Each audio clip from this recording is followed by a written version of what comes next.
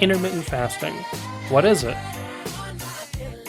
In this presentation, I'm going to give a brief overview of what intermittent fasting is, what it isn't, what people struggle with when starting out, how weight loss is accomplished, and why people do it. The title, Intermittent Fasting, is pretty self-explanatory. It's a method of weight loss involving periodic intervals of fasting. Those fasting periods can vary in length, times of day, or even days out of the week.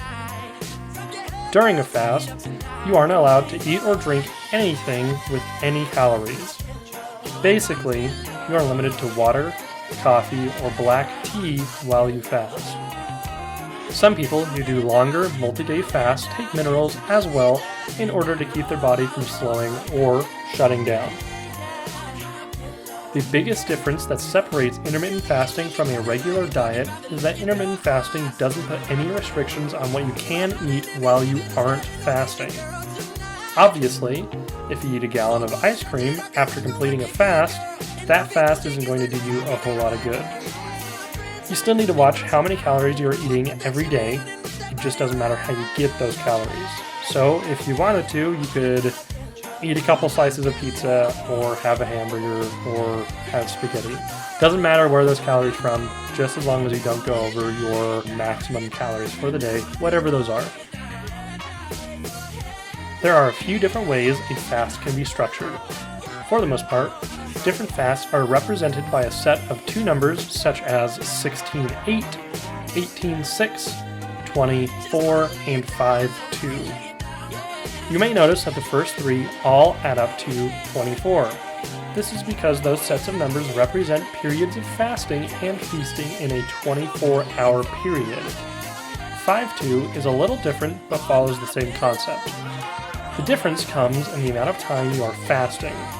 Instead of fasting part of a day, you would fast part of the week. Normally, for a 5-2 fast, you would fast Tuesday and Thursday of each week. The rest of the days, you would be eating normally.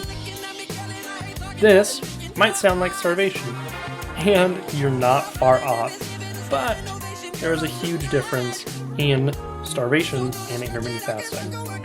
With intermittent fasting, there is a goal in mind. You also need to separate your emotions from the reason that you want to lose weight. If you are using intermittent fasting to lose weight, you are already at a healthy weight, and you want to lose more, you probably have an unhealthy relationship with food. If you have questions about anything that can harm your body, like intermittent fasting, always ask your doctor for advice. A few studies have been conducted that delve into the connection between depression and people who are overweight. One study in particular was able to show that the majority of people who are overweight do indeed have depression to some degree. I can attest to this. At my largest, I was also the most depressed I've ever been in my life. Being able to lose weight with intermittent fasting has helped my mental health immensely. To finish up, I want to briefly talk about why people try intermittent fasting. I already touched on this a little bit, but by and large, the biggest reason that people try intermittent fasting is to lose weight. You can see great results relatively quickly when fasting. It's also a huge motivator to see these results. Other people just want to maintain their weight, which intermittent fasting can definitely be used for. That's what I've been doing for the past few months while working on school. All in all, intermittent fasting changes lives. It's changed mine for the better, and I'm so thankful for that. I hope this presentation gives you a little better idea as to what intermittent fasting is.